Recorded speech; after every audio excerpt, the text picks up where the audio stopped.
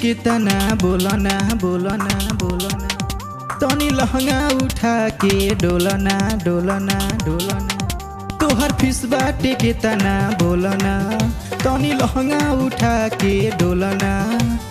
जहर जवानी के खाए द जहर जवानी के खाए द तू हटाव जाए द तू हटाव जाए द तोहर फीस बाटे कितना बोलना बोलना बोलना तनी लहंगा उठा के डोलना डोलना डोलना तोहर फीस बाटे कितना बोलना तनी लहंगा उठा के डोलना जहर जवानी के खाए द जहर जवानी के खाए द तू हटाव जाए द तू हटाव जाए द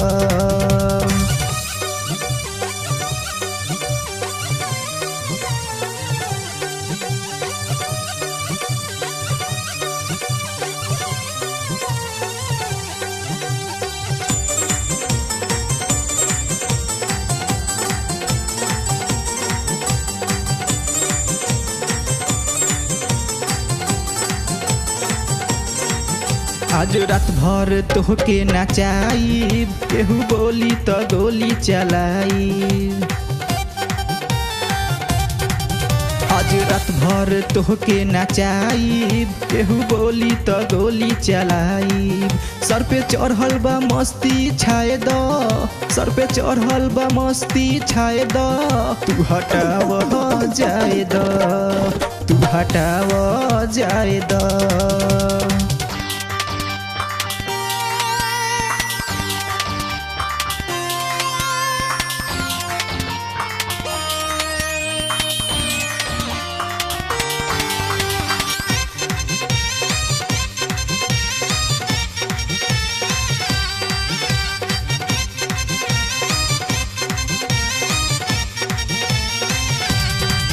लागतारू बेसन के बुनिया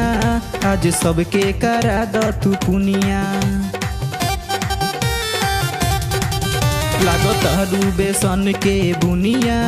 आज सबके करा द तू पुनिया बुढ़ो बाबा के तनी चिखाई द बुढ़ो बाबा के तनी चिखाई द तू हटाव जाए द तू हटाव जाए द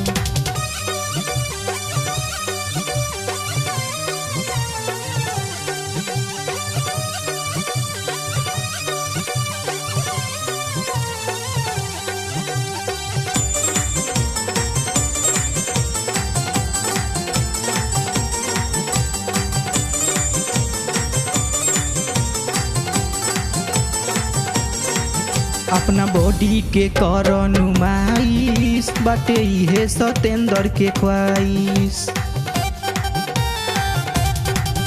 अपना बॉडी के कर नुमाइश बाटे इहे प्रमोद के ख्वाइश भाई अमितो के नंबर लगाए द भाई अमितो के नंबर लगाए द तू हटाव जाए द तू हटाव जाए द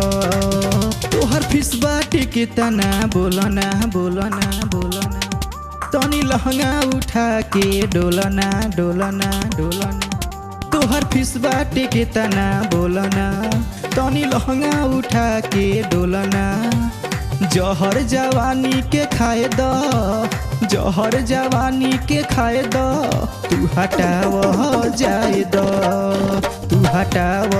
जाए द